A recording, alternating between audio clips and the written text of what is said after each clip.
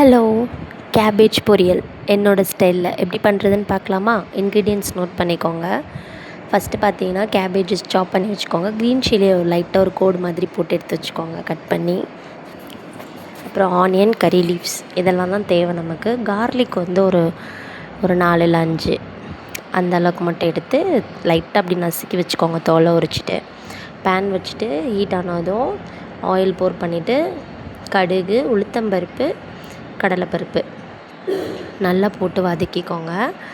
இதுக்கப்புறம் பார்த்திங்கன்னா நம்ம வச்சுருக்கோம் இல்லையா, அந்த பூண்டு நசுக்கி வச்சுருக்கோம் இல்லையா, அது போட்டுட்டு க்ரீன் சில்லி போட்டுட்டு ஆனியன் போட்டுட்டு கறி லீவ்ஸ் போட்டுட்டு நல்லா வதக்க போகிறோம். கொஞ்சமாக சால்ட் போட்டு வதங்கினா சீக்கிரமாக வதங்கிடும். ஸோ இதை நல்லா முடிச்சுட்டு இந்த ஆனியன் கூடயே வந்து நம்ம என்ன பண்ண போகிறோம், சால்ட்டு, கொஞ்சமாக டர்மரிக் பவுடர், அவ்வளோதான். இதையும் நல்லா வதக்கிட்டு நம்ம சாப் பண்ணி வச்சுருக்க கேபேஜ் எல்லாத்தையும் போட்டுறப்போகிறோம். நல்லா மிக்ஸ் பண்ணிவிட்டு இதுக்கு தேவையான அளவுக்கு கொஞ்சமாக சால்ட், கேபேஜுக்கு மட்டும் கொஞ்சமாக தான் சால்ட் போடணும். தேவைன்னா கூட போட்டுக்கலாம், அதிகமாகிடுச்சுன்னா ஃபுல்லாக வேஸ்ட் ஆகிடும். அந்த தண்ணி பார்த்திங்களா, ஒரு சின்ன குட்டி கப் அளவுக்கு தான் ஊற்றுறேன், அவ்வளோதான் ஊற்றணும். தண்ணிலாம் நிறைய ஊற்றக்கூடாது. கொஞ்சமாக தண்ணி தெளித்து விட்டு தான் இதை வேக வைக்கணும்.